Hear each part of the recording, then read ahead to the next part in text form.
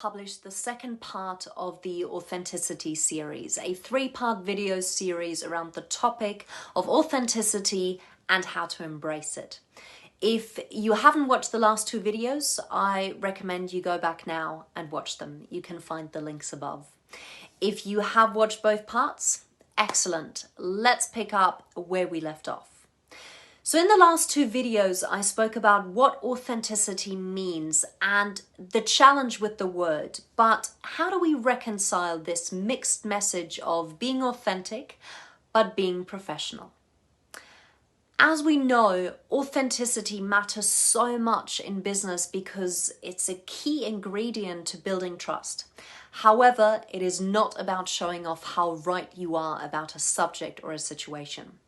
So here are my top 6 tips that I've put together that have helped my clients and myself navigate that thin line between professionalism and authenticity. Number 1, be clear on your intention when being authentic. Many people will hide behind being brutally honest as a form of authenticity, but being direct and honest has nothing to do with being brutal. The brutal piece comes from judging others. It's usually a defensive way of protecting ourselves. This is fear-based behavior. If you are being authentic, there is nothing to defend or be brutal about. Number 2, take the time to get to know yourself. We're all bombarded with messages on who to become and what we should be doing with our lives. The list goes on and on. You add to that the deluge of messages we receive from social media on what our lives should look like and what success means. It becomes really difficult to hear your inner voice that speaks your truth.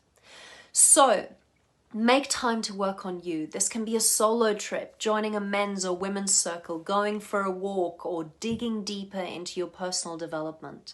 Make the space to allow yourself to spend quality time getting to know yourself. Number 3, focus on how to be effective with your authenticity. The question I'm always asking myself and my clients is, how do I show up that's true to me and safe for others? My family and friends will laugh at this, but I used to think that I was doing everyone a service by speaking the truth and being honest, even at the detriment of people's feelings. But who is really going to listen if I'm just calling people out? If your goal is to make a positive impact, you have to consider how to be yourself and respect the space others are holding around you. Number 4, understand that conformity is no longer a recipe for success. The struggle we often experience from balancing professionalism with authenticity is connected to what success meant in workplaces in the not so distant past. Showing up and towing the company line used to equal promotions. Whereas now, companies rely so heavily on innovation to keep a competitive edge. They need to hear people's unique and diverse views. That doesn't always mean that the legacy of what conformity meant has been done away with or even acknowledged as a notion from the past. Therefore, you have to consider the readiness of your audience to digest your viewpoint at all times. Number 5, don't confuse emotional reactivity with authenticity. Allowing our emotions to take over and just blurting out anything that comes to mind often gets confused with being authentic. This is actually removed from our authenticity. Being highly reactive to other people's behaviors is actually us forgetting who we are and leaving our value in the hands of others. Our ego is wounded and fighting back.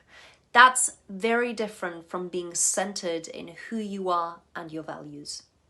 The latter tends to show up in a calm and determined demeanor, even in the face of conflict or rejection.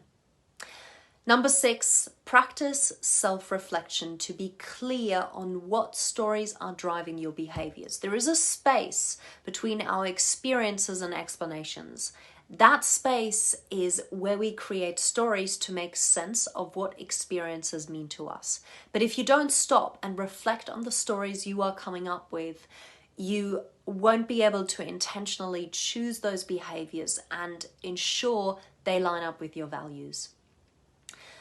We all possess authenticity, but we have to be brave enough to connect to who we are, share that with others, and also consider the impact we are having on others to be effective in using it to build trust with others.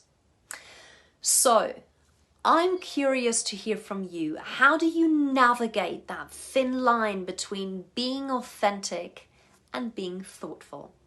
I'd love to hear your thoughts. Comment below.